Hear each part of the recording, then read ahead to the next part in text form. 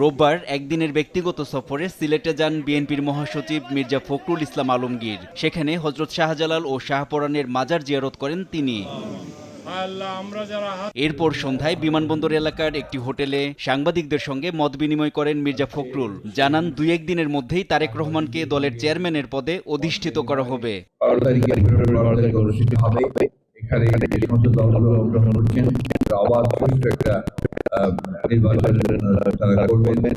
নির্বাচন নিয়ে আশাবাদী জানিয়ে তিনি বলেন, নির্বাচন তার পথে এগিয়ে চলছে। সবার সহযোগিতায় কমিশন নির্বাচন বাস্তবায়ন করবে। জানান সিলেট থেকেই এবারের নির্বাচনী প্রচার শুরু করবে বিএনপি। একটা অবাধ সুষ্ঠু নির্বাচনের মধ্য দিয়ে দেশকে গণতন্ত্র যে তার সেই দায়িত্ব অতিক্রম করে গণতন্ত্রের ভবিষ্যৎ হোক নিরাপদ, বিনিয়োগ হোক বিশ্বস্ত, আর আমার পছন্দ সল্ট বে। ওয়েলকাম টু সল্ট বে। এগিয়ে যাই। এদিকে রোববার বিকেলে গুলশানের বিএনপি কার্যালয়ে বিএনপির নির্বাচন পরিচালনা কমিটির বৈঠক হয়েছে। পরে কথা বলেন স্থায়ী কমিটির সদস্য ও নির্বাচন পরিচালনা কমিটির চেয়ারম্যান নজরুল ইসলাম খান। আমরা ফ্যাসিস্ট সরকারকে বিদায় করতে পেরেছি,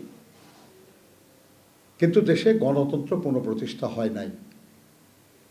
গণতন্ত্র পুনঃপ্রতিষ্ঠা শুধুই একটা অবাধ সুষ্ঠু নির্বাচনের মাধ্যমে, জনগণের ভোটের মাধ্যমে, জনগণের সমর্থনের দ্বারা পুনঃপ্রতিষ্ঠা হতে পারে।